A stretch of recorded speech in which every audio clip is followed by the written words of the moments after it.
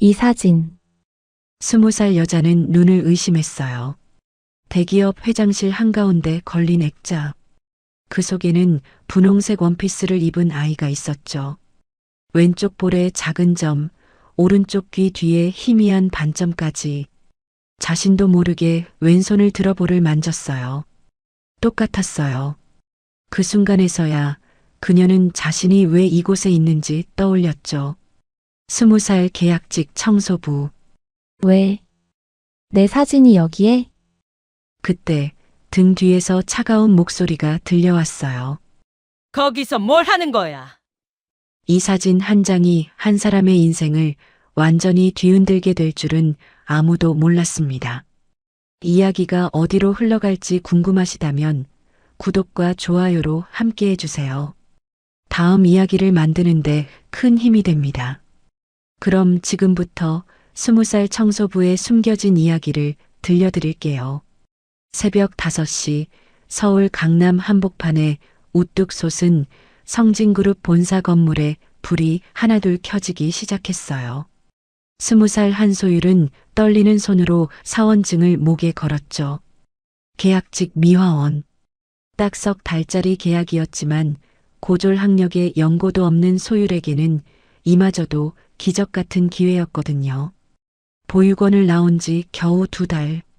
월세방 보증금도 없어서 고시원 쪽방에서 하루하루를 버티던 소율에게 대기업 청소 용역 자리는 그야말로 한 줄기 빛이었어요.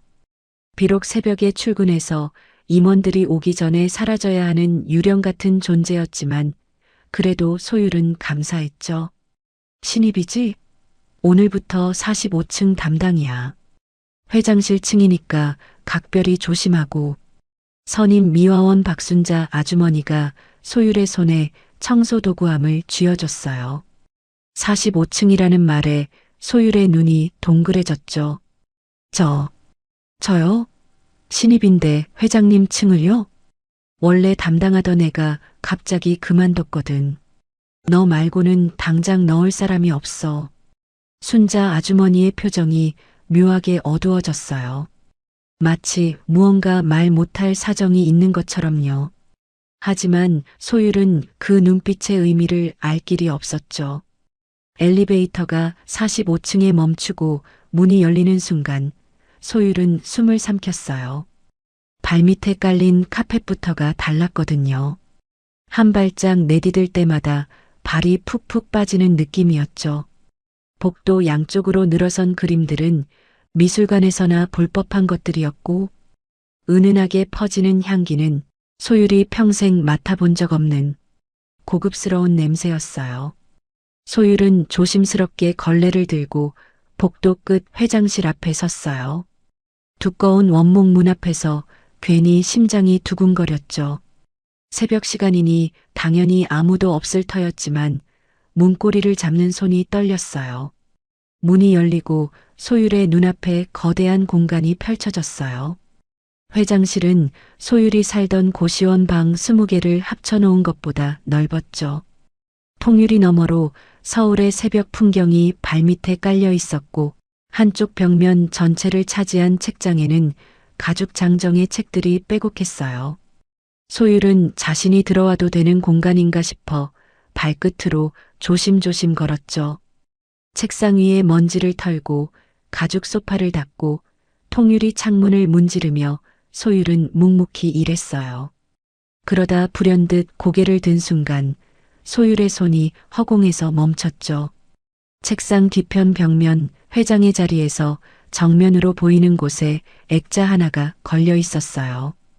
금빛 테두리의 고급스러운 액자 안에는 서너 살쯤 되어 보이는 여자아이의 사진이 담겨 있었죠. 소율의 심장이 이상하게 뛰기 시작했어요.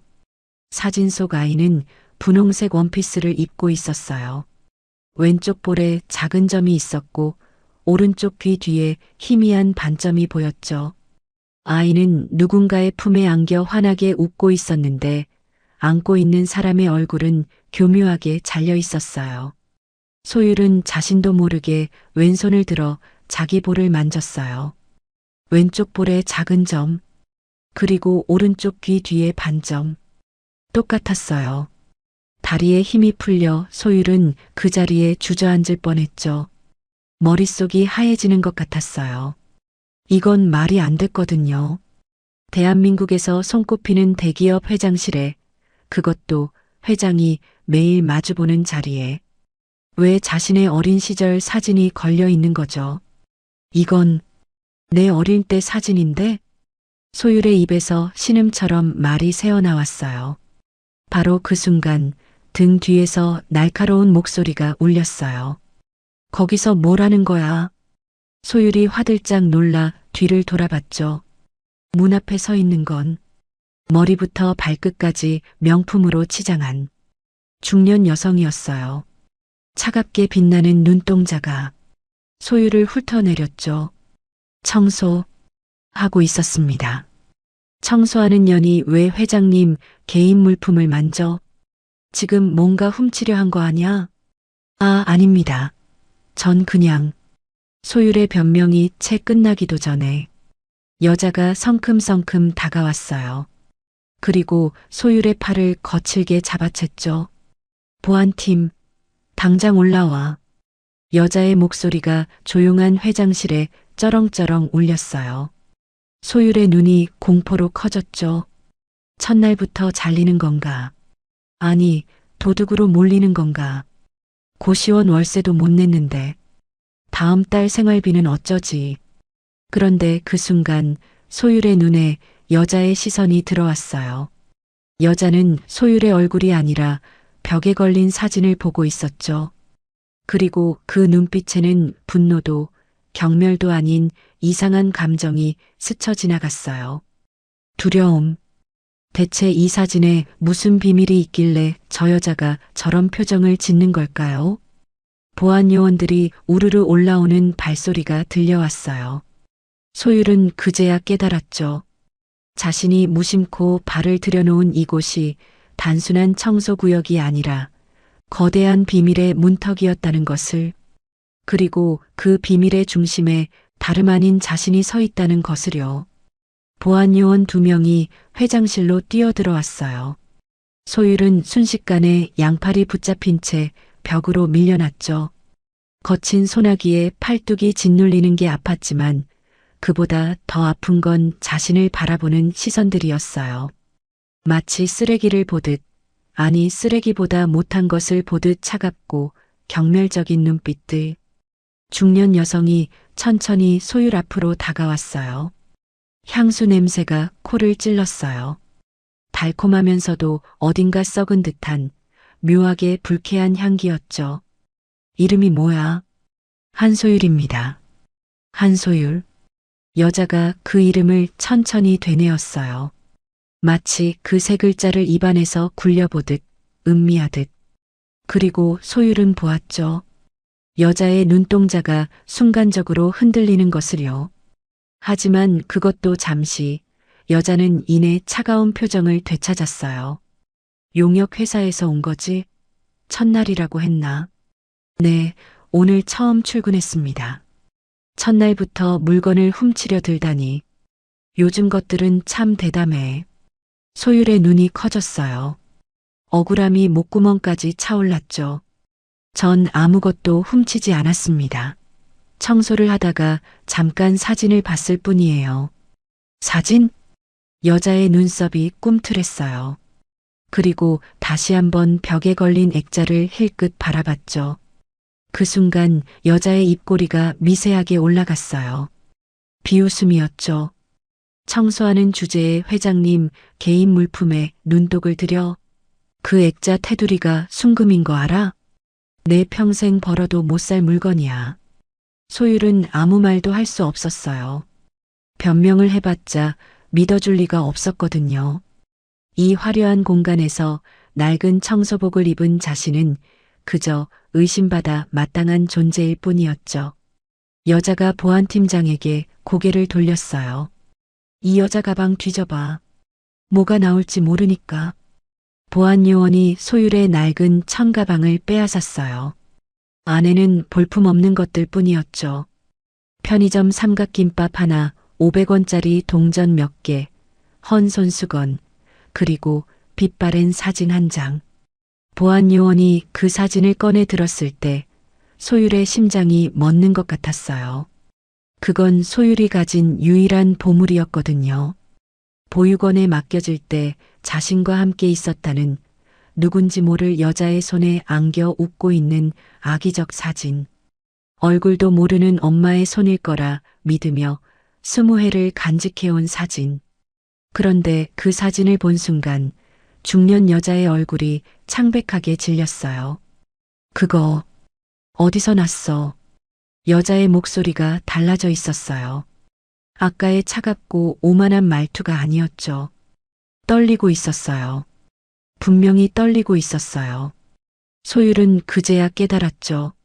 자신이 가방에 넣고 다니던 그 낡은 사진과 회장실 벽에 걸린 사진이 같은 날 찍힌 것이라는 걸요.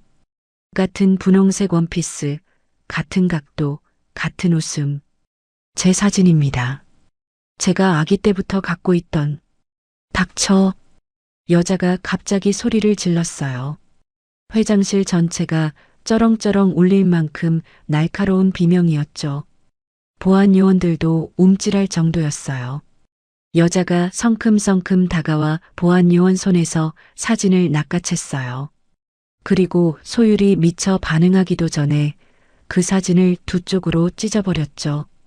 안 돼. 소율이 절규했어요. 20회를 간직한 자신의 존재를 증명하는 유일한 물건이 두 조각이나 바닥에 떨어지는 걸 소율은 멍하니 바라볼 수밖에 없었죠. 보안팀장. 여자가 차갑게 말했어요. 아까의 동요는 온데간데 없이 다시 냉혹한 표정을 되찾은 얼굴이었죠. 이 여자 절도 미수로 경찰에 넘겨. 그리고 용역회사에 연락해서 당장 계약 해지시켜. 잠깐만요.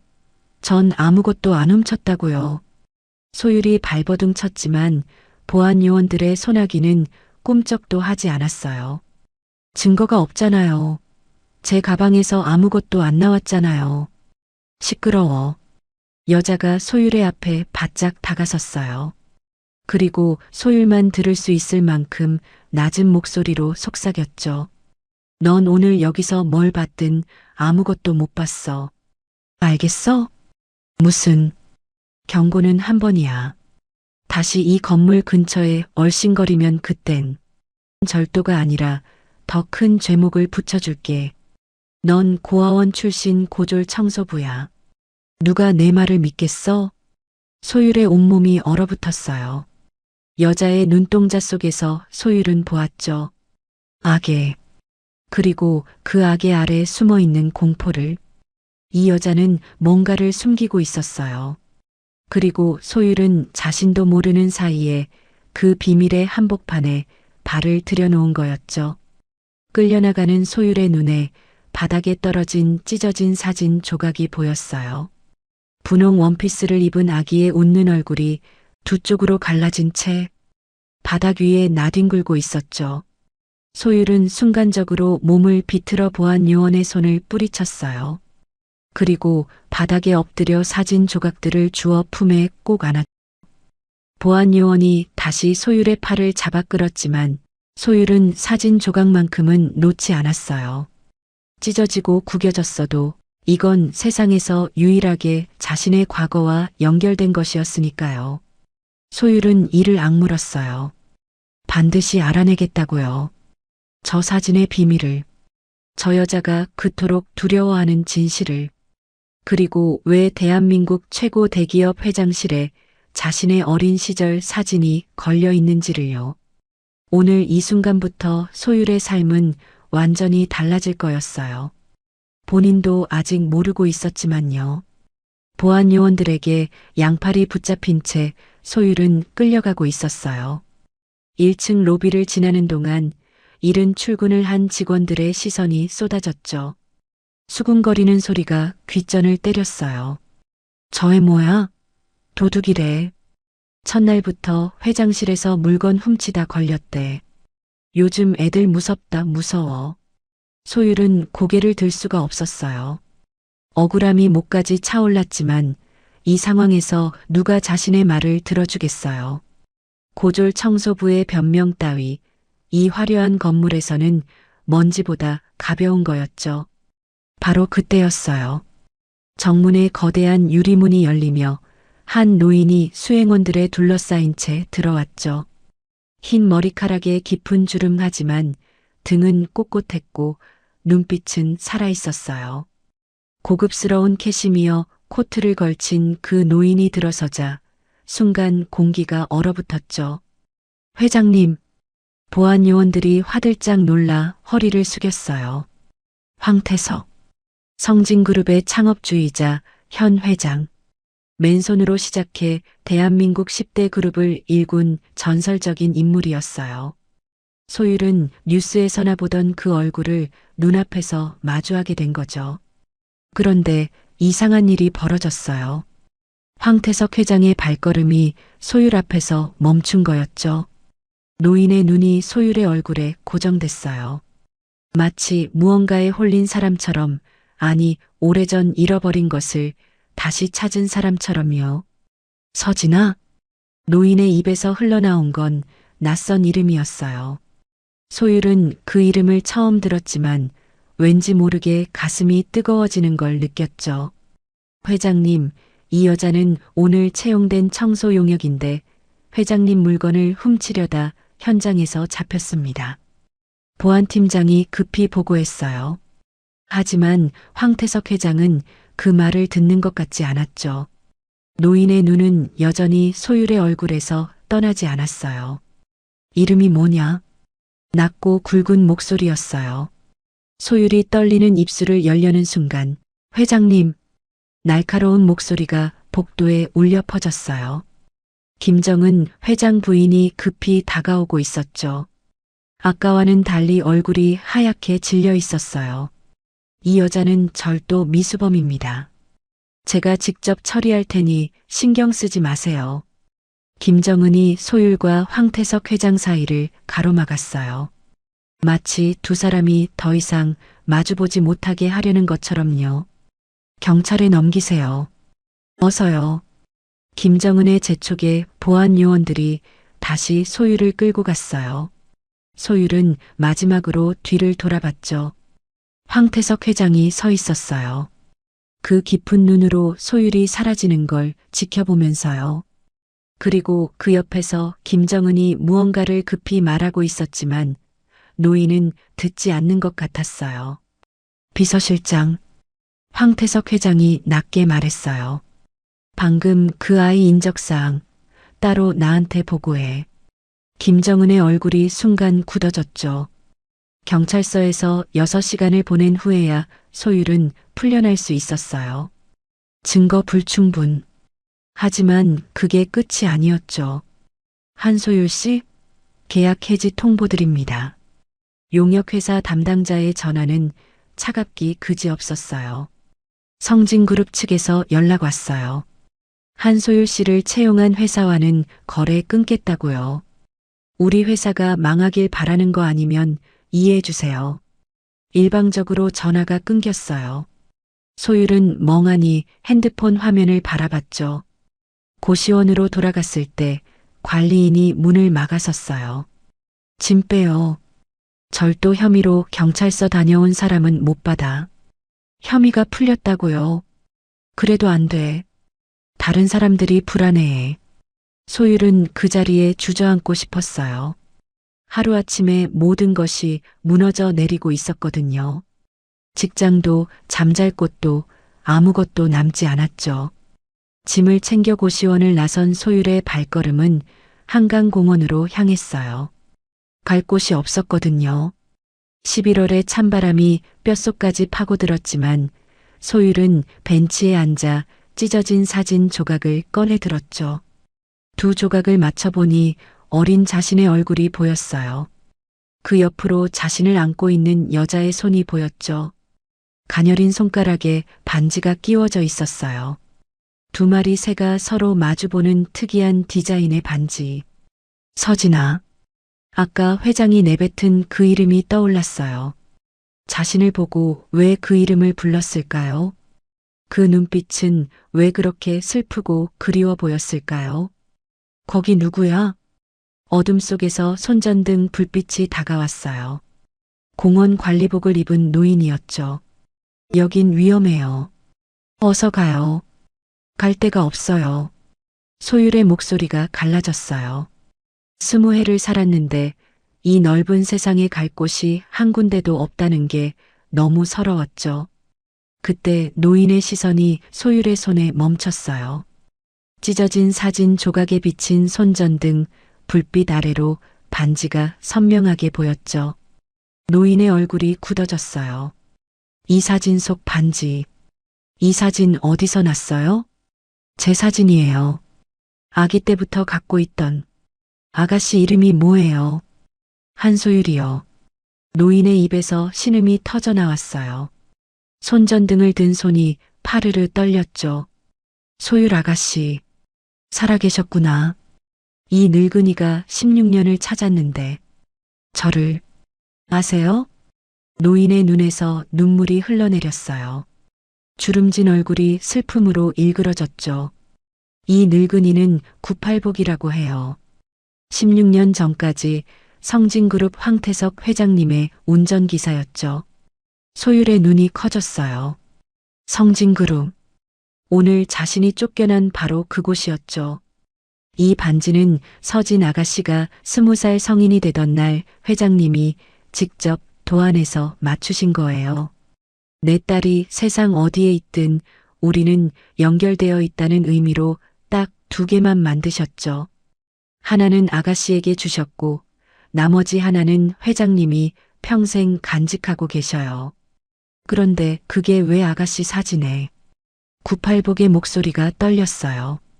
손전등 불빛 아래서 98복의 눈이 촉촉하게 젖어들었죠. 아가씨, 이 사진이 정말 아가씨 거예요? 대체 어떻게 갖고 계신 거예요? 소율은 오늘 있었던 일을 털어놓았어요. 회장실의 사진, 자신을 모함한 김정은이라는 여자, 찢겨진 사진, 그리고 쫓겨나기 직전 회장이 자신을 보며 서진아라고 불렀던 일까지요. 이야기를 듣는 동안 98복의 얼굴이 점점 굳어졌어요. 그리고 마지막에 김정은이라는 이름이 나오자 98복의 주먹이 파르르 떨렸죠. 김정은. 그년이 아직도 그 자리에 있구나. 98복의 목소리에 담긴 증오가 소율의 등을 서늘하게 만들었어요. 할아버지, 대체 그 여자가 누구예요? 16년 전 큰아가씨와 아가씨를 죽음으로 내몬 장본인이에요. 소율의 심장이 멎는 것 같았어요. 98복이 소율의 두 손을 꼭 잡았어요. 거칠고 투박한 손이었지만 그 안에 담긴 떨림은 진심이었죠. 아가씨는 황서진 아가씨의 딸이에요. 성진그룹 황태석 회장님의 외손녀요. 찬바람이 더 세차게 불어왔어요. 소율의 손에서 사진 조각이 떨어졌죠. 아까 회장이 자신을 보며 부른 이름. 서진. 그게 자신의 어머니 이름이었던 거예요. 소율의 주먹이 떨리며 쥐어졌어요. 차갑고 단단한 분노가 심장 깊은 곳에서 피어올랐죠. 여러분, 여기까지 이야기 어떠셨어요? 첫 출근 날 우연히 발견한 사진 한 장이 소율이의 인생을 통째로 흔들어 놓고 말았네요. 더 마음 아픈 건요. 그 아이가 진실에 다가간 순간 한강공원 벤치에서 갈 곳 없이 떨고 있었다는 거예요. 직장도 잃고 잠잘 곳도 잃고 16년 동안 품어온 사진마저 찢겨버린 채로요. 그런데 여러분, 여기서 가장 이상한 게 뭘까요? 왜 회장실 한가운데에 그 아이의 사진이 걸려 있었던 걸까요? 그리고 왜 김정은은 그 사진을 보자마자 두려워했을까요? 지금부터가 진짜입니다. 다음 이야기에서 소율이의 엄마와 사진에 숨은 비밀이 조금씩 드러나기 시작합니다. 계속 함께 들어주세요. 98복은 소율을 한강 근처의 허름한 쪽방으로 데려갔어요. 곰팡이 냄새가 배어있는 좁은 공간이었지만 차가운 공원 벤치보다는 100배는 따뜻했죠. 98복이 낡은 서랍장에서 두꺼운 스크랩북 하나를 꺼냈어요. 먼지를 털어내고 조심스럽게 펼치자 오래된 신문 기사들이 나타났죠. 이분이 서진 아가씨예요. 황 회장님의 외동딸이셨죠. 누렇게 바랜 신문 사진 속 젊은 여자는 소율과 너무도 닮아 있었어요. 아니, 거울을 보는 것처럼 겹쳐 보일 정도였죠. 커다란 눈, 갸름한 턱선, 웃을 때 살짝 올라가는 입꼬리까지. 소율의 손이 떨렸어요. 태어나 처음 마주한 어머니의 얼굴이었거든요. 서진 아가씨는 25에 결혼하셨어요. 좋은 분을 만나셨죠. 그리고 이듬해에 아가씨를 낳으셨고요. 98복이 다음 페이지를 넘겼어요. 또 다른 기사에 아기를 안고 환하게 웃는 여자의 사진이 실려 있었죠. 황 회장, 외손녀 첫돌 내부 행사로 조용이라는 제목이 붙어 있었어요. 근데 왜 저는 보육원에 있었던 거예요? 어머니는 왜 돌아가신 거예요? 소율의 목소리가 갈라졌어요. 98복의 얼굴에 깊은 그림자가 드리워졌죠. 아가씨가 4살 되던 해였어요. 새 식구가 외출하셨다가 교통사고를 당하셨죠. 교통사고요? 경찰은 그렇게 발표했어요. 빗길에 차가 미끄러져서 한강으로 추락했다고요. 서진 아가씨와 아가씨 아버님 두 분 다 그 사고로 돌아가셨어요. 아가씨만 끝내 찾지 못했죠. 98복의 주먹이 떨리고 있었어요. 하지만 저는 아직도 믿을 수가 없어요. 그게 정말 사고였다는 걸요. 소율의 심장이 멎는 것 같았어요. 무슨 말씀이세요? 그날 서진 아가씨 차를 정비한 게 저였어요. 분명히 이상이 없었어요. 그런데 다음날 경찰이 차를 조사했을 때 브레이크 라인에서 이상이 발견됐다고 하더군요. 98복의 눈동자가 불처럼 번뜩였어요.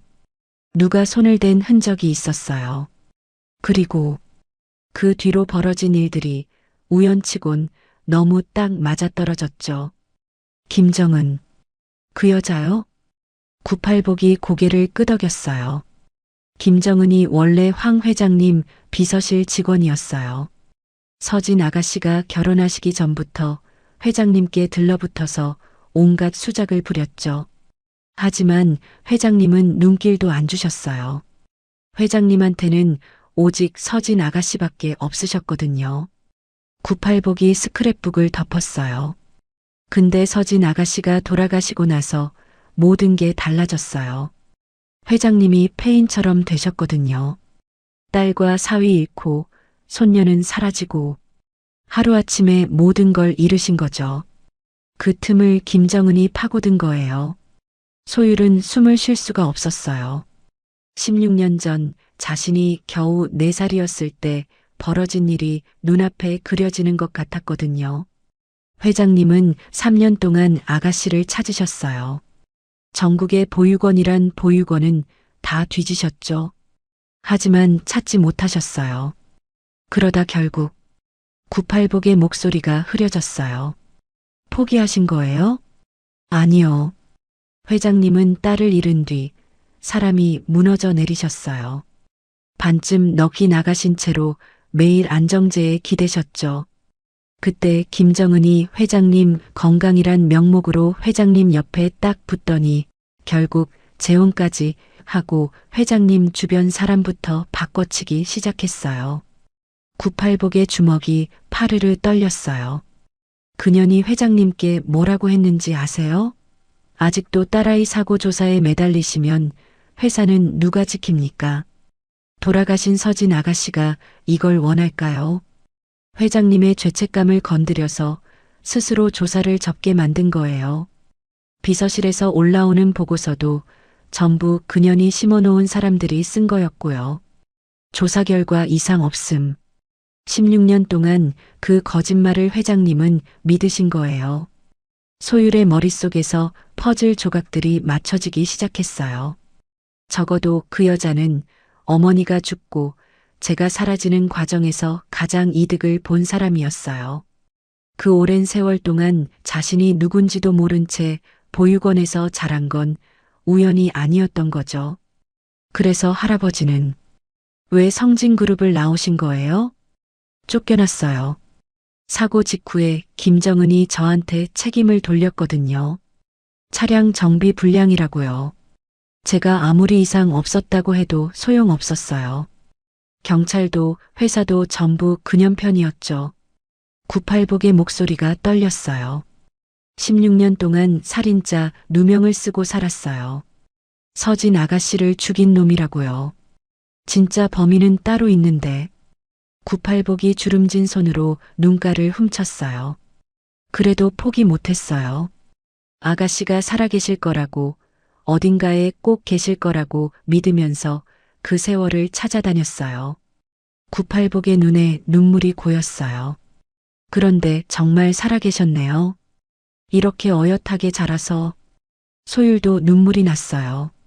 하지만 슬픔보다 더 큰 감정이 가슴을 채우고 있었죠. 분노였어요. 그 긴 세월을 고아로 살았어요. 아무도 돌봐주는 사람 없이 이름도 모르는 부모를 원망하며 살았어요. 그런데 그게 다 그 여자 때문이었던 거예요.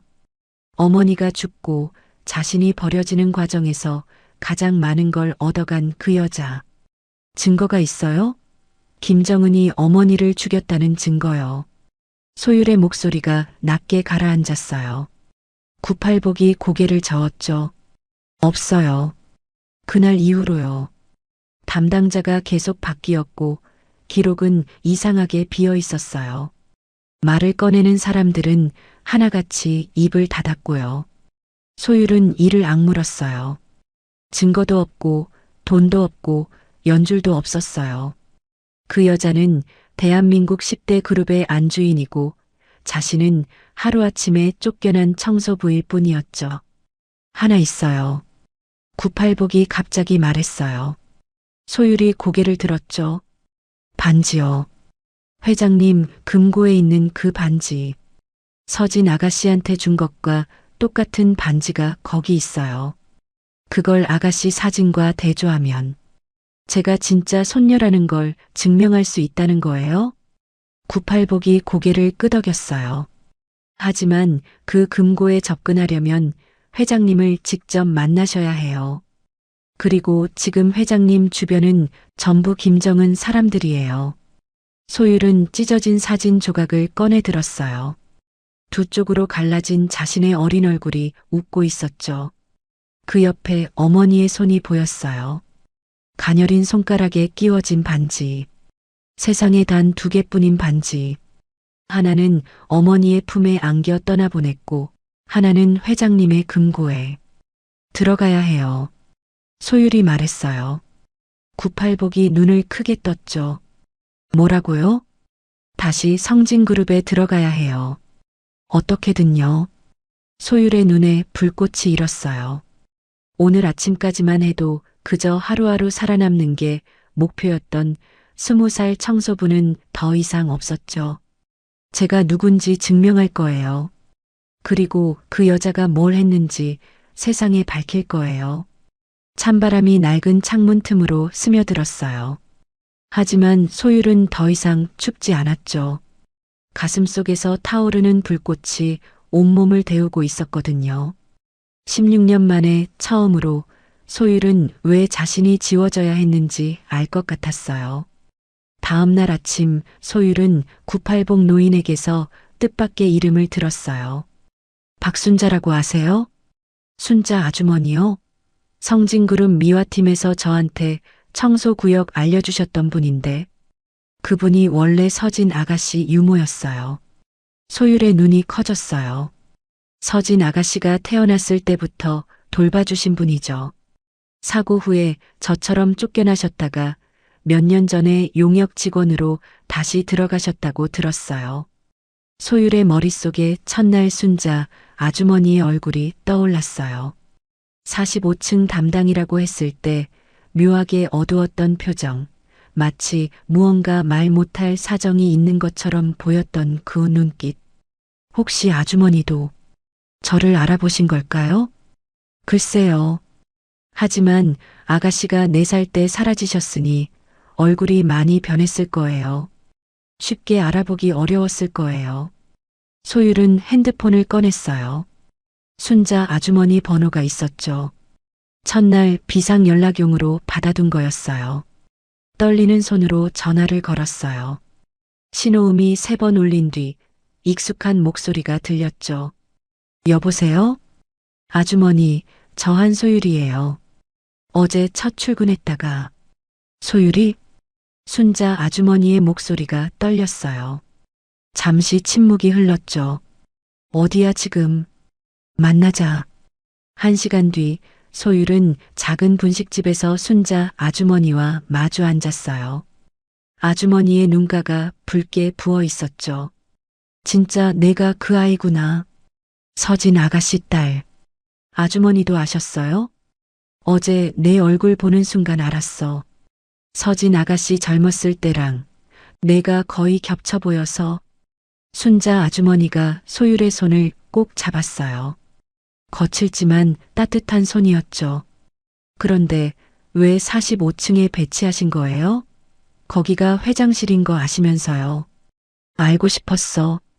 혹시라도 회장님이 널 알아보실까 해서. 그 양반이 16년 동안 손녀 사진을 책상 앞에 걸어두고 하루도 안 빠지고 쳐다보신다는 거 알아? 소율의 심장이 뛰었어요. 회장님이 저를 잊지 않으셨다고요? 그럼 김정은이 그년이 아무리 막아도 회장님 마음속에선 서진 아가씨랑 손녀가 한 번도 지워진 적이 없었어. 순자 아주머니의 눈에 눈물이 맺혔어요. 그런데 어제 일은 내가 예상 못했어. 그년이 새벽부터 회장실에 올 줄은. 미안해. 내가 더 조심했어야 하는 건데. 아주머니 잘못 아니에요. 소율이 아주머니의 손을 꼭 쥐었어요. 그보다 아주머니, 저 다시 회장님을 만날 수 있을까요? 제가 누군지 직접 말씀드리고 싶어요. 순자 아주머니의 표정이 어두워졌어요. 쉽지 않아. 김정은이 회장님 주변을 철통같이 막고 있거든. 어제 일 이후로 더 심해졌어. 어제 일이요?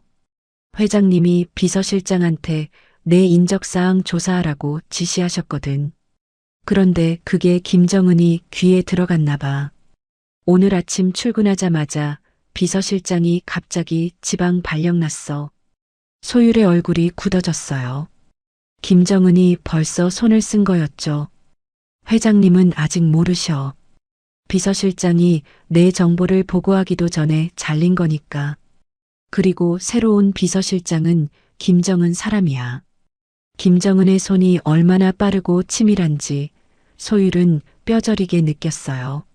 저 여자는 자신의 존재가 알려지는 것을 필사적으로 막고 있었죠. 다른 방법이 있어. 순자 아주머니가 목소리를 낮췄어요. 이번 주 토요일에 회장님이 한강공원에 나오셔. 매년 서진 아가씨 기일에 혼자 산책하시거든. 김정은도 그날만큼은 못 따라가. 회장님이 허락을 안 하시니까. 소율의 눈이 반짝였어요. 그날 만나면 회장님께 직접 말씀드릴 수 있겠네요. 근데 문제가 있어. 아주머니가 한숨을 쉬었어요. 말로만 하면 회장님이 안 믿으실 수도 있어. 사기꾼들이 그동안 얼마나 많이 찾아왔는지 몰라. 손녀라고 사칭하는 여자들이 수십 명은 됐을 거야. 그래서 회장님이야말로 증거 없는 말은 아예 들으려 하지 않으셔. 소율의 어깨가 축 처졌어요. 증거가 필요했어요. 자신이 진짜라는 확실한 증거. 반지. 소율이 갑자기 말했어요. 회장님 금고에 반지가 있다면서요?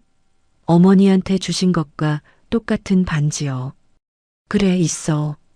근데 그 금고는 회장님 침실에 있어. 회장님만 열 수 있고 제 사진에 그 반지가 찍혀 있어요. 어머니 손가락에 끼워진 채로요. 그 사진이랑 금고 속 반지를 대조하면 순자 아주머니의 눈이 커졌어요. 그거면 돼. 서진 아가씨 성인식 날 회장님이 직접 도안하신 분여 반지야. 세상에 딱 2개뿐이라 다른 건 흉내도 못 내. 그 반지가 사진에 찍혀 있다면 회장님도 믿으실 거야. 소율은 주머니에서 찢어진 사진 조각을 꺼냈어요. 두 쪽으로 갈라졌지만 어머니 손가락의 반지는 선명하게 보였죠. 두 마리 새가 마주보는 특이한 디자인. 이게 제 유일한 무기예요. 소율이 사진을 바라보며 말했어요. 토요일까지 기다릴게요. 그리고 회장님께 진실을 말씀드릴 거예요. 순자 아주머니가 소율의 어깨를 감싸 안았어요. 서진 아가씨가 보셨으면 좋아하셨을 거야. 내가 이렇게 씩씩하게 자란 거. 소율의 눈에 눈물이 고였어요. 하지만 곧 고개를 들었죠. 울 시간이 없었어요. 토요일까지 사흘. 그 사흘 동안 김정은이 무슨 짓을 할지 모르는 일이었죠. 아주머니, 한 가지만 더 부탁드려도 될까요? 뭔데? 혹시 어머니 사고 당시 기록 어디서 구할 수 있을까요? 경찰 기록이나 병원 기록 같은 거요. 순자 아주머니가 잠시 생각하더니 고개를 끄덕였어요. 보험사 기록이 있을 거야. 그때 사고 처리했던 보험 설계사가 아직 일하고 있거든. 내가 아는 사람이야. 연락해 볼게. 소율의 가슴에 희망이 피어올랐어요. 반지로 신분을 증명하고 사고 기록으로 진실을 밝힌다. 그러면 김정은이 뭘 했는지 세상에 드러나는 거였죠.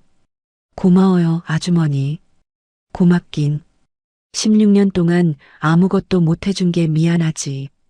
분식집을 나서는 소율의 발걸음은 어제와 달랐어요. 더 이상 쫓기는 사람의 걸음이 아니었죠. 이제 도망칠 이유는 없었어요. 쫓아야 할 사람이 분명해졌으니까요. 토요일 아침 한강공원은 고요했어요.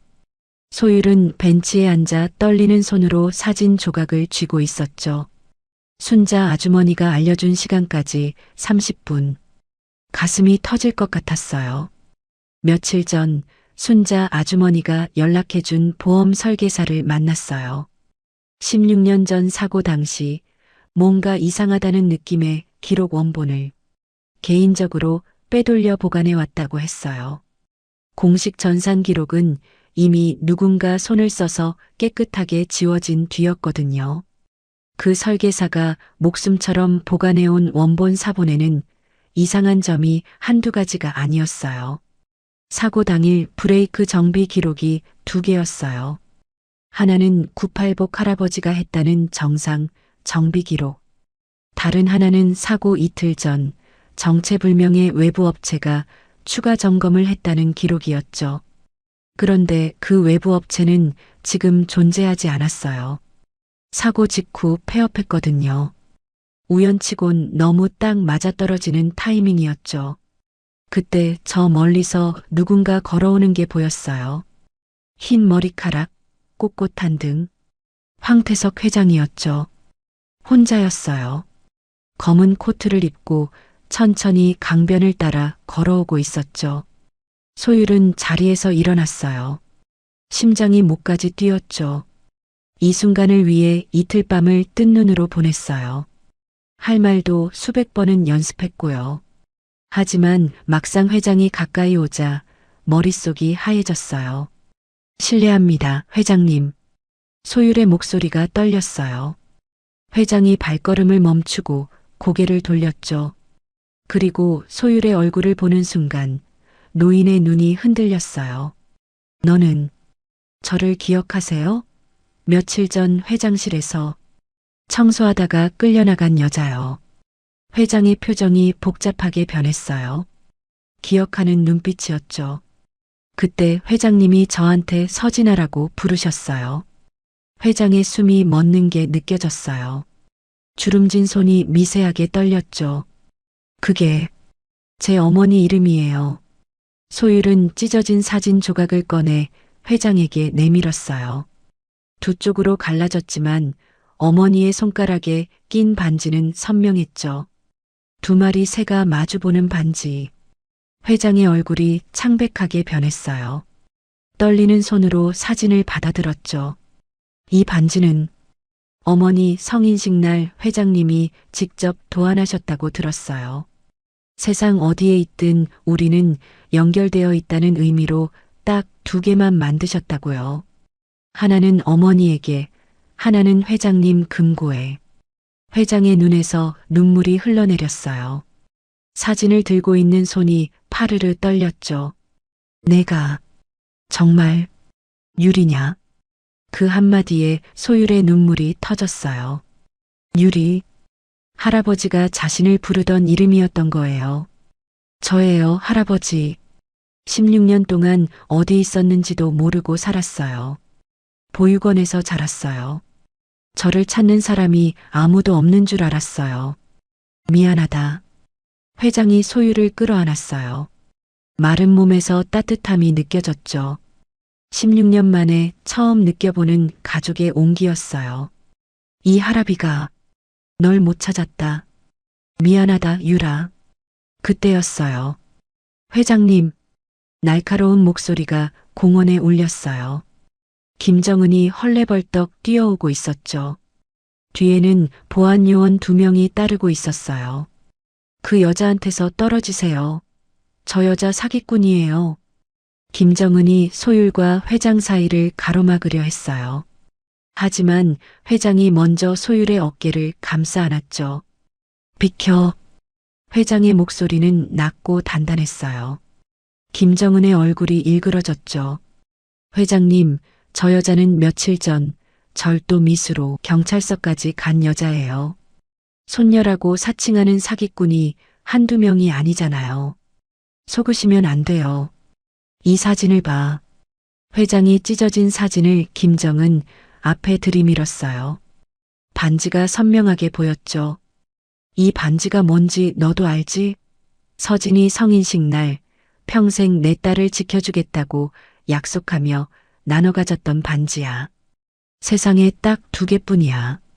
하나는 내 금고에, 하나는 서진이 손가락에 있어야 할 물건인데 이 사진에 그 반지가 찍혀 있어. 김정은의 얼굴이 하얗게 질렸어요.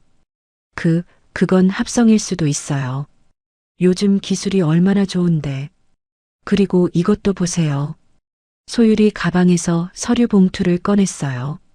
공식 전산에서는 이미 지워진 보험 설계사가 개인적으로 보관해온 사고 기록 원본이었죠.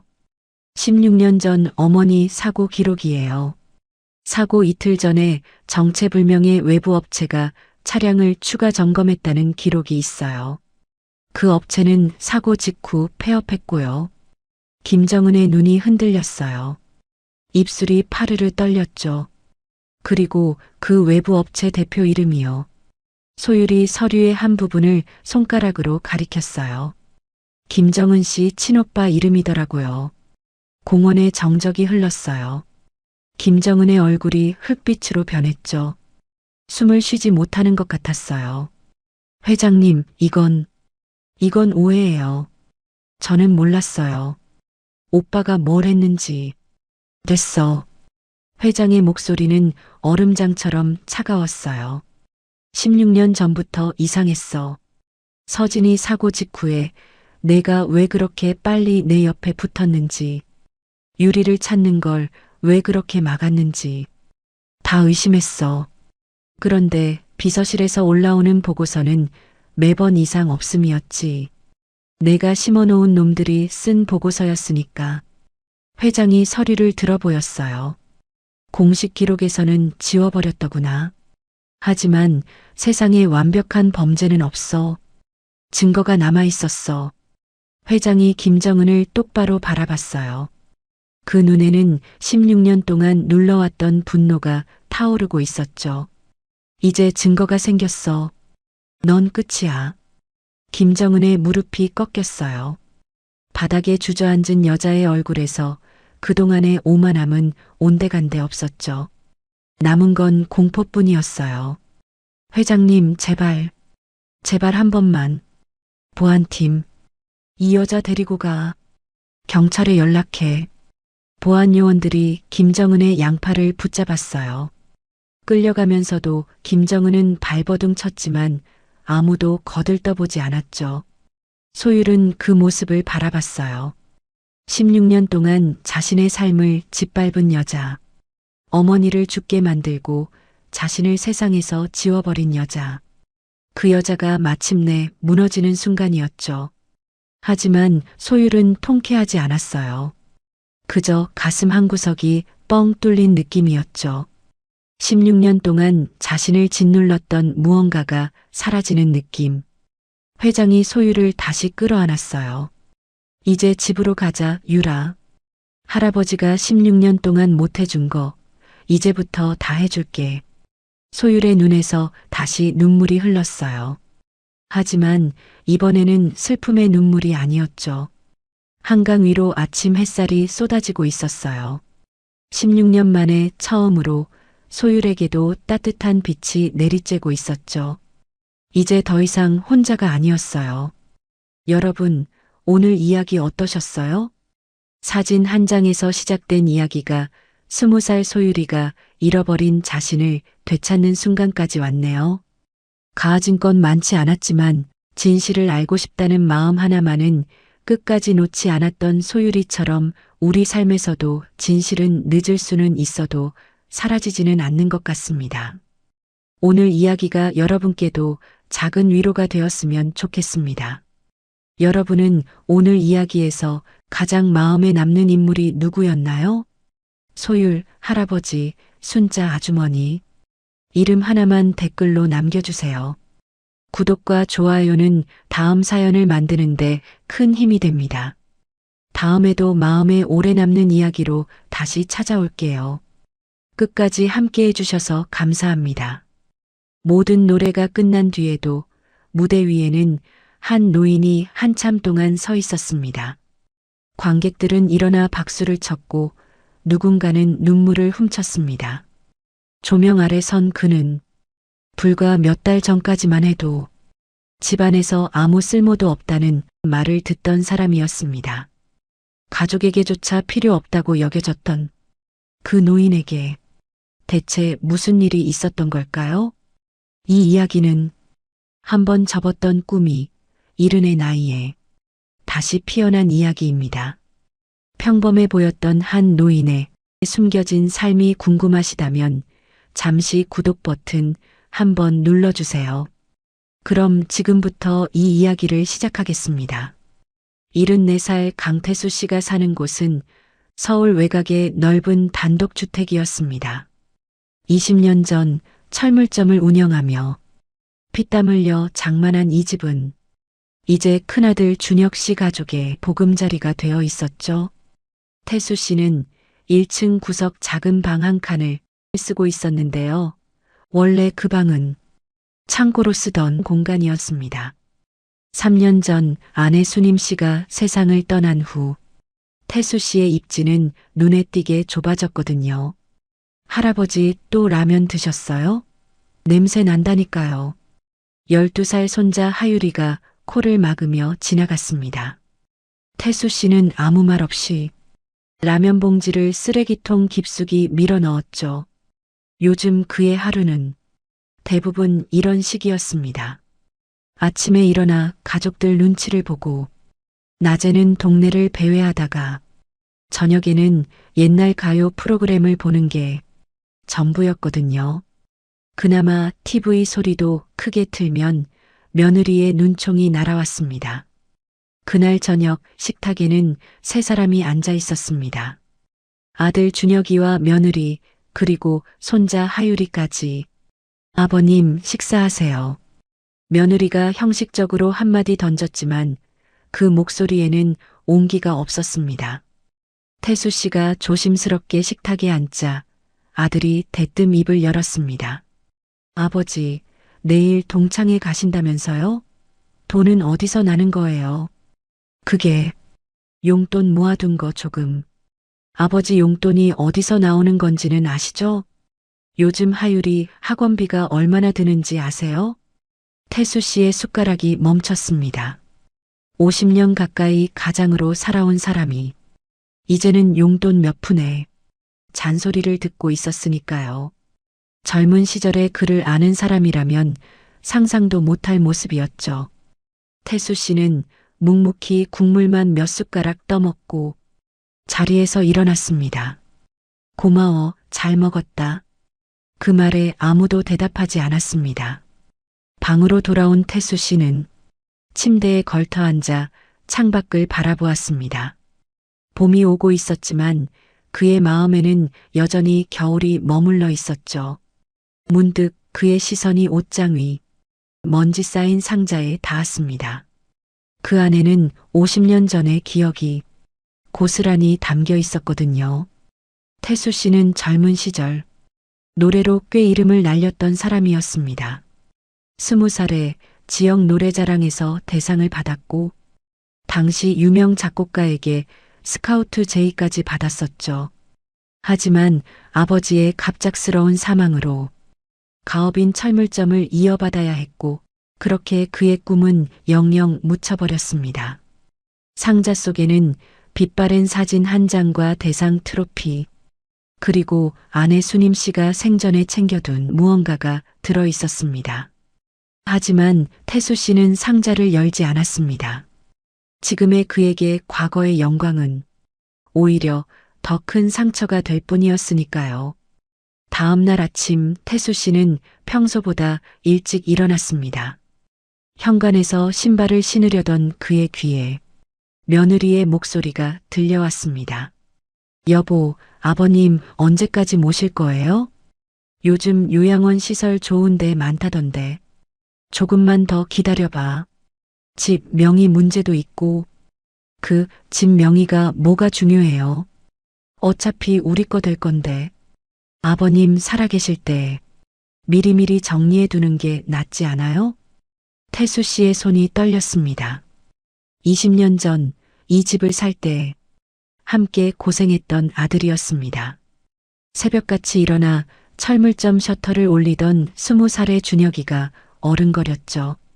그 아이가 지금 자신을 내보낼 궁리를 하고 있었습니다. 태수 씨는 소리 없이 현관문을 열고 나왔습니다. 봄바람이 불었지만 그의 몸은 한기로 떨리고 있었죠. 동창회는 가지 않기로 했습니다. 갈 마음이 사라져버렸거든요. 그는 무작정 걷기 시작했습니다. 얼마나 걸었을까 어느새 낯선 골목에 들어서 있었습니다. 그때 어디선가 노랫소리가 들려왔습니다. 사랑아 사랑아 내 마음을 알아다오. 복지관 건물 2층에서 흘러나오는 트로트 멜로디였습니다. 태수 씨의 발걸음이 저절로 그쪽으로 향했습니다. 50년 동안 억눌러왔던 무언가가 그의 가슴 깊은 곳에서 꿈틀거리기 시작했거든요. 복지관 입구에 걸린 현수막에는 이렇게 적혀 있었습니다. 제3회 전국 어르신 트로트 경연대회 참가자 모집. 태수 씨는 한참 동안 그 현수막을 바라보았습니다. 버려진 꿈이 다시 그를 부르고 있었습니다.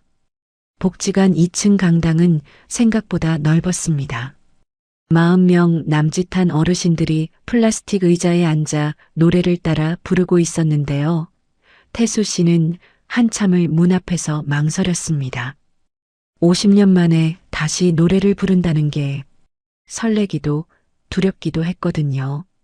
어르신, 혹시 노래 교실 참여하러 오셨어요? 뒤에서 들려온 목소리에 태수 씨가 돌아보았습니다. 30 중반쯤 되어 보이는 여자가 악보 뭉치를 들고 서 있었죠. 아, 그게 그냥 지나가다가 괜찮으세요? 언제든 환영이에요. 저는 여기 노래 교실 강사 윤채원이라고 합니다. 채원 씨의 미소가 유독 따뜻했습니다. 태수 씨는 오랜만에 누군가에게 환영받는 기분이 들었죠. 그날 태수 씨는 강당 맨 뒷줄에 조용히 앉아 다른 어르신들이 부르는 노래를 들었습니다. 입술이 저절로 달싹거렸지만 차마 목소리를 내지는 못했어요. 하지만 가슴 한쪽이 뜨거워지는 건 어쩔 수 없었습니다. 잊고 있었던 감정이 천천히 되살아나고 있었거든요. 수업이 끝나고 채원 씨가 태수 씨에게 다가왔습니다. 어르신, 다음 주에도 오실 거죠? 이번에 경연대회 나가실 분들 모집하고 있거든요. 경연대회요? 저 같은 늙은이가요?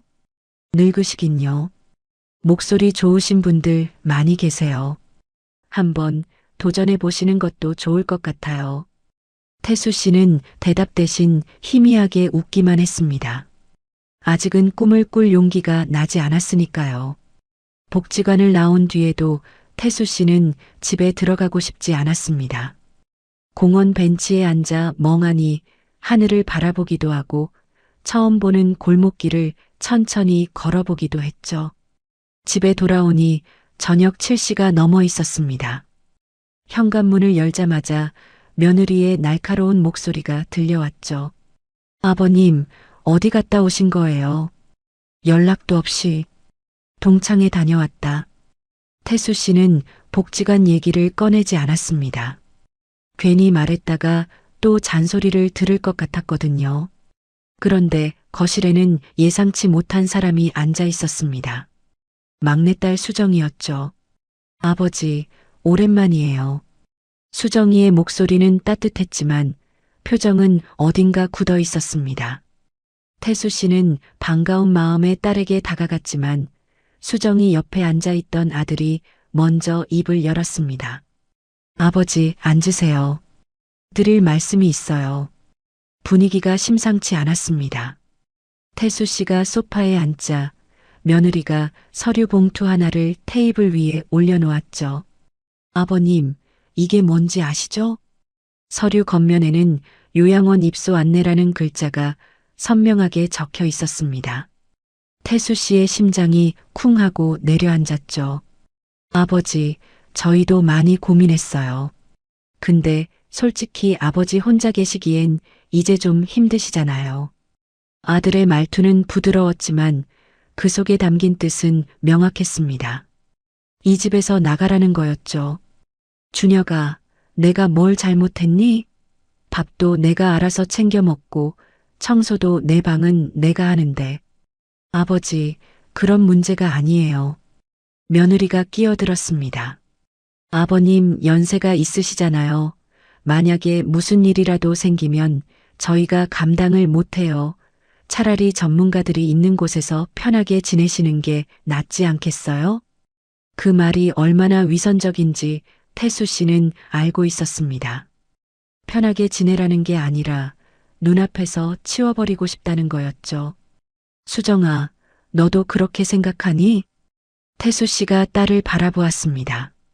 수정이는 고개를 숙인 채 아무 말도 하지 못했죠. 수정이도 동의했어요, 아버지. 아들이 대신 대답했습니다.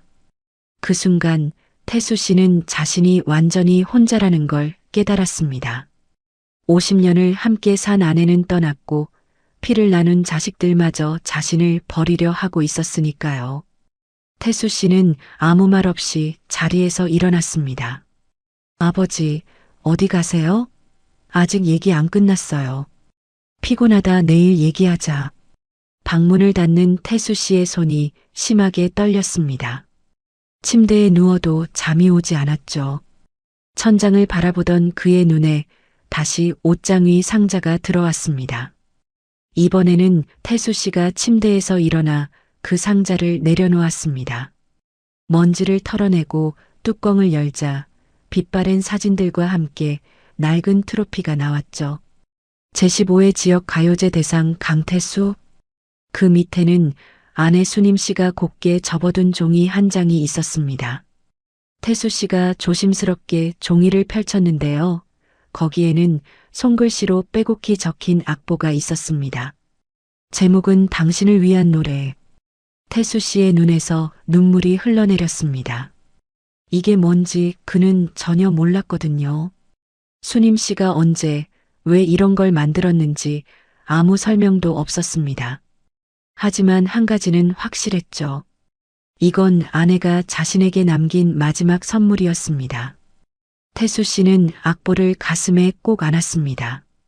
그리고 조용히 결심했죠. 이대로 쓸려나갈 순 없다고. 적어도 한 번은 다시 노래를 불러보겠다고. 그 뒤로 태수 씨의 하루가 달라지기 시작했습니다. 일주일에 한 번 열리는 노래 교실에 빠짐없이 참석했고 나머지 날에는 복지관 연습실을 빌려 혼자서 연습했죠. 집에 돌아와서는 방문을 꼭 닫고 아내가 남긴 악보를 펼쳐보았습니다. 멜로디를 흥얼거려 보았지만 50년 동안 녹슬었던 목소리는 쉽게 돌아오지 않았습니다. 그래도 태수 씨는 포기하지 않았어요. 매일 조금씩 연습을 이어갔거든요. 일주일쯤 지났을 무렵 채원 씨가 태수 씨에게 조심스럽게 물었습니다. 어르신, 혹시 예전에 노래하셨던 분 아니세요? 음정이나 박자 감각이 보통이 아니시던데요. 아, 그게 옛날에 조금. 역시 그러셨구나. 어르신 목소리 정말 좋으세요. 경연대회 한번 나가보시는 거 어때요? 태수 씨의 마음이 흔들렸습니다. 하지만 그 순간 핸드폰이 울렸죠. 아들이었습니다. 아버지, 지금 어디세요? 집에 언제 오시는 거예요? 응, 조금 있다가. 요즘 매일 어디 가시는 거예요? 혹시 또 쓸데없는데 돈 쓰시는 거 아니죠? 태수 씨는 전화를 끊고 한숨을 내쉬었습니다. 집으로 돌아가는 발걸음이 무거웠죠. 현관문을 열자마자 거실에서 날카로운 목소리가 터져 나왔습니다. 아버님, 이게 뭐예요? 며느리가 손에 든 종이를 흔들고 있었습니다. 복지관 노래교실 수강증이었죠. 그게 아버님이 노래교실을 다니신다고요? 하율이 친구 엄마가 봤대요. 복지관에서 노래 부르시는 거. 아들이 소파에서 일어나 다가왔습니다. 아버지, 창피하게 왜 그러세요? 동네방네 소문 다 나겠어요. 내가 노래 부르는 게 왜 창피하니? 태수 씨의 목소리가 떨렸습니다. 평생 참아왔던 감정이 치밀어 올랐거든요. 아버님 연세가 몇인데 노래교실이에요. 그것도 경연대회를 나가신다면서요? 그 나이에 무슨 가수 지망생도 아니고. 며느리의 말에 태수 씨는 할 말을 잃었습니다. 그때 손자 하율이가 방에서 나와 한마디를 던졌죠. 할아버지 진짜 창피해. 친구들한테 뭐라고 해요. 12살짜리 아이의 말이 비수가 되어 꽂혔습니다. 태수 씨는 아무 말도 하지 못한 채 자신의 방으로 들어갔습니다. 방문을 닫고 침대에 앉았을 때 손이 떨려서 멈추질 않았죠. 창피하다는 말이 머릿속에서 맴돌았습니다. 그날 밤 태수 씨는 아내의 악보를 다시 꺼내 들었습니다. 당신을 위한 노래. 수님 씨는 왜 이 악보를 만들었을까요? 태수 씨는 문득 궁금해졌습니다. 아내가 살아있을 때 물어볼 걸 후회가 밀려왔죠. 다음 날 태수 씨는 그래도 복지관을 찾아갔습니다. 하지만 강당 분위기가 어딘가 달라져 있었어요. 저 어르신 있잖아. 요즘 매일 오시던데 노래를 좀 잘하신다고 경연대회 나가신대. 허허, 자신감은 좋으시네. 이 나이에 무슨 대회야. 뒤에서 수군거리는 소리가 들렸습니다. 태수 씨는 못 들은 척했지만 가슴이 쓰렸죠. 채원 씨가 다가와 작은 목소리로 말했습니다. 어르신 신경 쓰지 마세요. 다들 부러우신 거예요. 괜찮아요. 익숙합니다. 태수 씨는 애써 웃어 보였습니다. 수업이 끝나고 집에 돌아오니 낯선 차가 대문 앞에 서 있었습니다. 거실에 들어서자 아들과 며느리 옆에 정장을 입은 남자가 앉아 있었죠. 아, 아버님 오셨네요. 여기 요양원 관계자분이세요. 며느리가 말했습니다. 안녕하세요. 어르신 저는 요양원 상담사 박진우라고 합니다. 태수 씨는 그 자리에 얼어붙었습니다. 자식들이 벌써 요양원 사람까지 불러놓은 거였죠. 아버지, 일단 상담만 받아보세요. 결정은 천천히 하시면 되니까요. 아들의 말투는 부드러웠지만 이미 결정은 난 것처럼 들렸습니다. 저희 시설은 정원도 넓고 매주 문화 프로그램도 있어서 어르신들이 좋아하세요. 상담사가 말을 이어갔지만 태수 씨의 귀에는 아무것도 들어오지 않았습니다. 이 집에서 쫓겨난다. 그 생각만이 머릿속을 가득 채웠거든요. 생각해 볼게요. 태수 씨는 그 말만 남기고 방으로 들어갔습니다. 침대에 누워 천장을 바라보았죠. 아내의 악보가 책상 위에 놓여 있었습니다. 수님 씨가 살아 있었다면 뭐라고 했을까요? 아마 이렇게 말했겠죠. 여보, 포기하지 마요. 당신은 할 수 있어요. 태수 씨의 눈에서 눈물이 흘러내렸습니다. 하지만 현실은 냉정했습니다. 가족에게 버림받고 복지관에서도 손가락질 당하고 이제는 요양원까지 모든 것이 무너지고 있었거든요. 여러분, 여기까지 들으셨는데 어떠세요? 평생을 가족을 위해 살아온 태수 씨가 이렇게까지 무시당하는 모습을 보니 마음이 참 아프죠. 노래라는 작은 꿈 하나 꾸는 것조차 창피하다고 손가락질 당하다니요. 과연 태수 씨는 이 상황을 어떻게 헤쳐나갈 수 있을까요?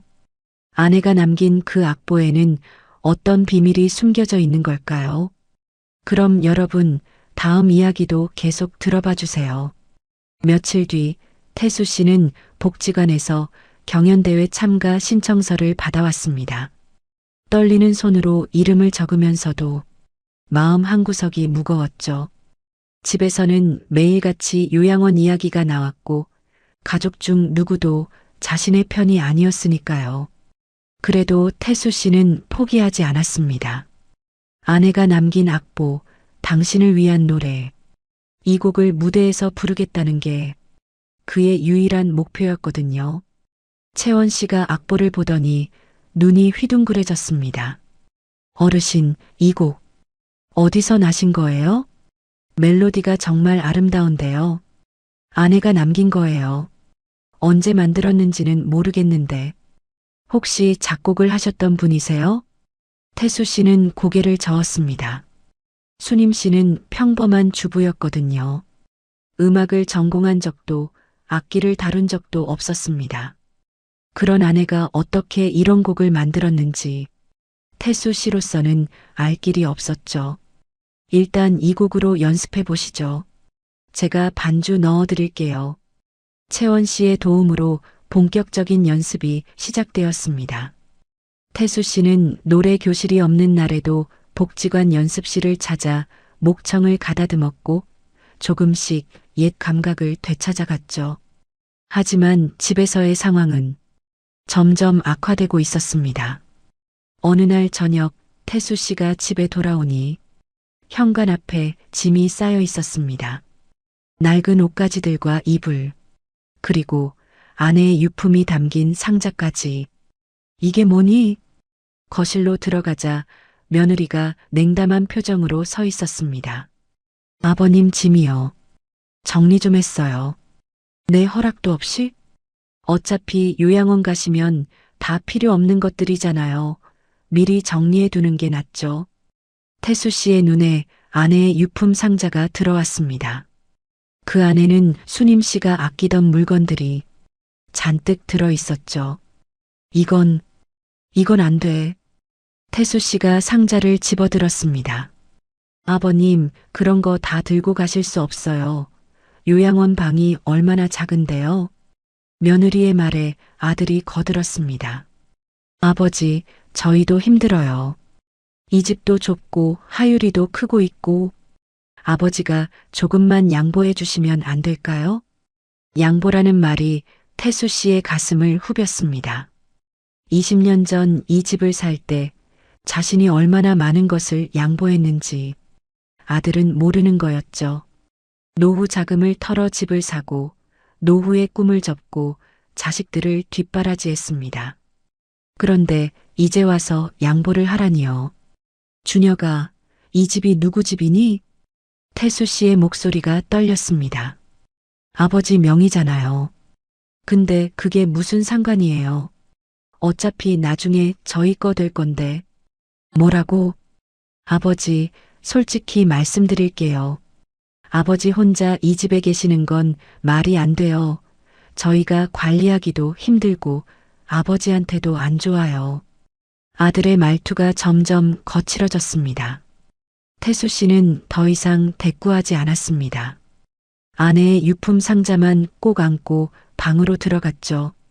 방문을 닫고 상자를 열었습니다. 수님 씨가 아끼던 손거울, 빛바랜 사진첩, 그리고 편지 한 통. 태수 씨는 편지를 펼쳐보았습니다. 여보, 당신이 이 편지를 읽을 때쯤이면 나는 이미 곁에 없겠죠. 수님 씨의 손글씨였습니다. 태수 씨의 손이 떨리기 시작했죠. 당신은 평생 가족을 위해 살았어요. 젊은 시절의 꿈도 접고 하고 싶은 것도 참으면서 그래서 나는 당신에게 이 노래를 남기기로 했어요. 태수 씨의 눈에서 눈물이 쏟아졌습니다. 당신을 위한 노래가 어떻게 만들어졌는지 이제야 알게 된 거였죠. 나는 몰래 음악 학원에 다녔어요.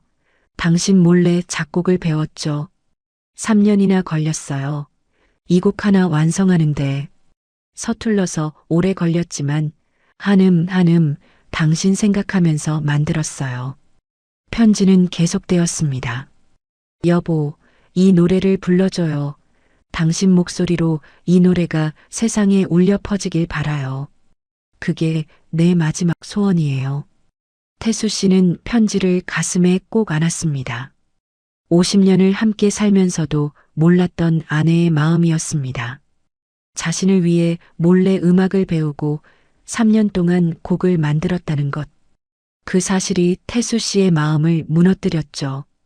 하지만 동시에 그에게는 새로운 힘이 생겼습니다. 이 노래를 반드시 불러야 한다. 아내의 마지막 소원을 이뤄야 한다. 태수 씨는 눈물을 닦고 자리에서 일어났습니다. 경연대회까지 2주가 남았습니다. 태수 씨는 매일 새벽같이 집을 나서 복지관으로 향했죠. 아내의 편지를 읽은 뒤로 그의 눈빛이 달라져 있었습니다. 더 이상 눈치 보는 노인이 아니었어요. 반드시 이 노래를 세상에 들려주겠다는 결의에 찬 사람이었죠. 채원 씨도 태수 씨의 변화를 느꼈습니다. 어르신, 요즘 목소리가 완전히 달라지셨어요. 예전에 정말 대단하셨던 분 맞죠? 허허, 옛날 얘기죠. 아니에요. 이 정도 실력이면 대회에서 충분히 좋은 결과 나올 수 있어요. 태수 씨는 대답 대신 미소만 지었습니다. 상은 중요하지 않았거든요. 그저 아내의 마지막 소원을 이루는 것, 그게 전부였습니다. 그날 저녁 연습을 마치고 나오는데 복지관 입구에 낯익은 얼굴이 서 있었습니다. 막내딸 수정이었죠. 아버지, 수정아, 여긴 어쩐 일이니? 수정이의 눈가가 붉어져 있었습니다. 뭔가 할 말이 있는 듯 했지만 쉽게 입이 떨어지지 않는 눈치였죠. 아버지, 죄송해요. 뭐가? 그때 오빠 편들었던 거요. 저도 아버지 요양원 보내는 거 찬성했잖아요. 태수 씨는 아무 말 없이 딸을 바라보았습니다. 근데 어제 오빠네 갔다가 얘기 들었어요. 아버지 진명에 이전하려고 서류 준비하고 있대요. 태수 씨의 표정이 굳어졌습니다. 아버지 모르게 다 진행하려고 했나 봐요. 아버지가 요양원 가시면 바로 처리하려고. 수정이의 목소리가 떨렸습니다. 저 진짜 몰랐어요. 오빠가 그렇게까지 할 줄은, 아버지한테 이렇게까지 할 줄은. 태수 씨는 한동안 말이 없었습니다. 아들이 자신을 내보내려 한 진짜 이유를 이제야 알게 된 거였죠. 집이 탐났던 겁니다. 수정아, 괜찮다. 이제 다 알았으니까. 아버지, 저 오빠한테 따졌어요. 근데 오빠가 그러더라고요. 아버지는 어차피 오래 못 사신다고 미리 정리해 두는 게 낫다고. 그 말에 태수 씨의 가슴이 서늘해졌습니다. 자식의 입에서 그런 말이 나올 줄은 몰랐거든요. 아버지, 저는 이제 오빠 편 안 들어요. 아버지 편이에요. 수정이가 태수 씨의 손을 잡았습니다. 대회 나가신다면서요? 저 응원할게요. 아버지가 원하시는 거 다 하세요. 태수 씨의 눈시울이 붉어졌습니다. 완전히 혼자라고 생각했는데 아직 자신의 편이 남아 있었던 거죠. 그날 밤 태수 씨는 방에서 아내의 편지를 다시 읽었습니다. 여보, 우리 아이들이 당신을 힘들게 해도 미워하지 마요. 그 아이들도 결국은 당신 피를 받은 아이들이니까. 수님 씨는 이런 날이 올 줄 알았던 걸까요? 태수 씨는 편지를 접으며 중얼거렸습니다. 여보, 나 미워 안 해. 근데 이대로 당하고만 있지는 않을 거야. 다음 날 태수 씨는 법무사 사무실을 찾아갔습니다. 집 명의를 지키려면 어떻게 해야 하나요? 법무사가 서류를 살펴보더니 말했습니다. 아직 명의가 어르신 앞으로 되어 있으니 문제 없습니다. 혹시 모르니 유언장을 작성해 두시는 게 좋겠네요. 유언장이요? 네, 어르신 뜻대로 재산을 분배할 수 있어요. 지금 상태로는 아드님이 마음대로 못합니다. 태수 씨는 고개를 끄덕였습니다. 이제 더 이상 끌려다니지 않겠다고 다짐했거든요. 경연대회 일주일 전 태수 씨의 노래 실력은 눈에 띄게 좋아져 있었습니다. 채원 씨가 감탄하며 말했죠. 어르신, 정말 대단하세요. 이 곡 진짜 감동적이에요. 사모님이 만드신 거라고요? 네, 내가 모르게 3년 동안 만들었대요. 와, 정말 사랑이 담긴 곡이네요. 대회에서 이 이야기도 같이 하시면 좋을 것 같아요. 태수 씨는 고개를 끄덕였습니다. 이 노래에는 아내의 50년 사랑이 담겨 있었으니까요. 그걸 세상에 알리고 싶었습니다. 집으로 돌아오니 아들이 거실에서 기다리고 있었습니다. 아버지, 할 말 있어요. 뭔데? 요양원 입소 날짜 잡았어요. 다음 주 금요일이에요. 태수 씨는 담담하게 대답했습니다. 다음 주 금요일은 안 돼. 네? 왜요? 그날 나 경연대회 있어. 아들의 표정이 일그러졌습니다. 아버지, 아직도 그 노래 교실 얘기예요? 제발 정신 좀 차리세요. 정신 차렸어. 이제야 제대로 차렸어. 태수 씨가 아들을 똑바로 바라보았습니다. 준혁아, 내 집 명에 이전하려고 서류 준비하고 있다며? 아들의 얼굴이 하얗게 질렸습니다. 그게 누가 그런 소리를? 수정이한테 다 들었어. 태수 씨의 목소리는 담담했습니다. 더 이상 흔들리지 않았거든요. 아버지, 오해예요. 그냥 만약을 대비해서. 됐다. 변명 안 들을게. 태수 씨가 아들의 말을 끊었습니다. 나 요양원 안 가. 그리고 이 집은 내가 죽을 때까지 내 명의로 둘 거야. 아버지, 유언장도 다 써놨어. 내 재산은 내 뜻대로 정리할 거니까 더 이상 기대하지 마라. 아들의 얼굴이 불그락 푸르락해졌습니다. 하지만 태수 씨는 뒤도 돌아보지 않고 방으로 들어갔죠. 경연대회 당일이 밝았습니다. 경연장에는 500명이 넘는 관객이 모여 있었습니다. 전국 각지에서 온 어르신 참가자들이 무대 뒤에서 긴장된 표정으로 대기하고 있었죠. 태수 씨도 그중 한 명이었습니다. 손에는 아내의 편지를 꼭 쥐고 있었어요. 어르신, 긴장되세요? 채원 씨가 다가와 물었습니다. 조금요. 근데 이상하게 떨리지는 않네요. 잘하실 수 있어요. 저 믿어요. 객석 한쪽에는 딸 수정이가 앉아 있었습니다. 아버지를 응원하기 위해 일부러 휴가까지 냈다고 했죠. 그리고 놀랍게도 그 옆에는 손자 하율이도 있었습니다.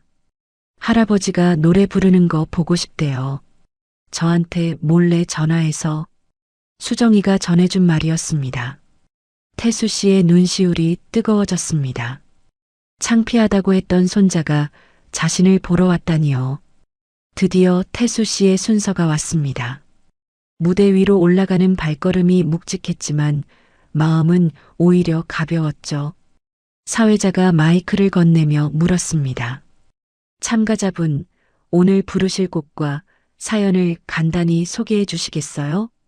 태수 씨가 천천히 입을 열었습니다. 이 노래는 당신을 위한 노래입니다. 3년 전에 세상을 떠난 아내가 저를 위해 만든 곡이에요. 객석이 조용해졌습니다. 아내는 평생 평범한 주부였어요. 근데 저 몰래 3년 동안 음악을 배워서 이 곡을 만들었더라고요. 태수 씨의 목소리가 떨렸습니다. 유품 정리하다가 편지랑 같이 발견했는데 거기 이렇게 적혀 있었어요. 이 노래를 불러줘요. 당신 목소리로 이 노래가 세상에 울려 퍼지길 바라요. 그게 아내의 마지막 소원이었습니다. 객석 여기저기서 훌쩍이는 소리가 들려왔습니다. 반주가 시작되었습니다. 태수 씨가 눈을 감고 노래를 부르기 시작했죠. 50년 전 20살 청년의 목소리가 아니었습니다. 세월의 무게를 견뎌온 삶의 깊이가 담긴 목소리였죠. 가사 한 소절, 한 소절에 아내의 사랑이 묻어났습니다. 태수 씨는 노래를 부르면서 수님 씨가 떠올랐습니다. 젊은 시절 꿈을 접을 때 옆에서 손잡아주던 아내, 힘들 때마다 묵묵히 곁을 지켜주던 아내, 그 아내가 자신을 위해 3년 동안 몰래 곡을 만들었다는 것, 그 사실이 태수 씨의 목소리에 울림을 더했습니다. 노래가 끝났을 때 객석은 잠시 고요했습니다. 그리고 곧 우레와 같은 박수가 터져 나왔죠. 사람들이 하나둘 자리에서 일어났습니다. 기립박수였습니다. 태수 씨는 무대 위에서 고개를 숙였습니다. 눈물이 볼을 타고 흘러내렸죠. 여보, 드디어 약속 지켰어. 그가 작게 중얼거렸습니다. 경연대회 결과는 대상이었습니다. 심사위원 전원 만장일치였죠. 강태수 참가자의 노래에는 기술을 넘어선 무언가가 있었습니다. 50년 세월의 사랑이 담긴 노래였습니다. 심사평이 끝나고 태수 씨가 트로피를 들어 올렸습니다. 객석에서 수정이와 하유리가 환호했죠. 경연대회가 끝나고 무대에서 내려오는데 누군가 다가왔습니다. 아들 준혁이었습니다. 며느리도 함께였죠. 아버지, 왜 왔어? 죄송합니다. 아들이 고개를 숙였습니다. 저 밖에서 다 들었어요. 어머니가 그런 곡을 만드셨는지 몰랐어요. 태수 씨는 아무 말도 하지 않았습니다. 아버지가 노래 부르시는 거 창피하다고 했던 거 진심으로 사과드려요. 아버지한테 그러면 안 되는 거였는데 아들의 눈에 눈물이 고여 있었습니다. 집 명의권도 다 잊어주세요. 다시는 그런 생각 안 할게요. 태수 씨는 한참 동안 아들을 바라보았습니다. 그리고 조용히 입을 열었죠. 내 어머니가 편지에 이렇게 썼더라. 우리 아이들이 당신을 힘들게 해도 미워하지 마요. 그러니까 나도 미워 안 할게. 아들이 끝내 눈물을 터뜨렸습니다. 태수 씨가 아들의 어깨를 가볍게 두드렸습니다. 근데 앞으로는 나한테 잘해라. 알았지? 네, 아버지. 정말 죄송해요. 태수 씨가 트로피를 쓰다듬었어요. 여보, 고마워. 당신 덕분에 내가 다시 살았어. 그의 눈에 맺힌 눈물이 조명 아래 반짝였습니다. 여러분, 오늘 이야기 어떠셨어요? 가족에게 쓸모없다고 무시당하던 74세 할아버지가 잊고 있던 꿈을 다시 찾고 세상 앞에 당당히 서는 모습을 보셨죠. 사실 이 이야기에서 가장 감동적인 건 태수 씨의 성공이 아니라 50년을 함께 살면서도 몰랐던 아내의 사랑이 아닐까 싶어요. 수님 씨는 남편이 젊은 시절 포기했던 꿈을 늘 안타깝게 생각했나 봅니다. 그래서 3년이나 몰래 음악을 배우면서 단 한 곡을 만들었어요. 서툴러도 괜찮았죠. 한음 한음에 남편을 향한 사랑을 담았으니까요. 우리는 살아가면서 많은 것을 포기하게 됩니다. 가족을 위해, 생계를 위해 현실 앞에서 꿈을 접어야 할 때가 있죠. 하지만 그 꿈이 완전히 사라지는 건 아닌 것 같아요. 태수 씨처럼 어느 날 문득 잊고 있던 꿈이 다시 우리를 부를 수도 있으니까요. 혹시 여러분도 포기했던 꿈이 있으신가요? 있다. 없다. 짧게라도 댓글로 남겨주시면 서로에게 작은 위로가 될 것 같습니다. 오늘 이야기가 여러분께 작은 위로와 희망이 되었으면 좋겠네요. 이 이야기가 좋으셨다면 구독과 좋아요 부탁드립니다. 그럼 다음 이야기에서 또 찾아뵐게요.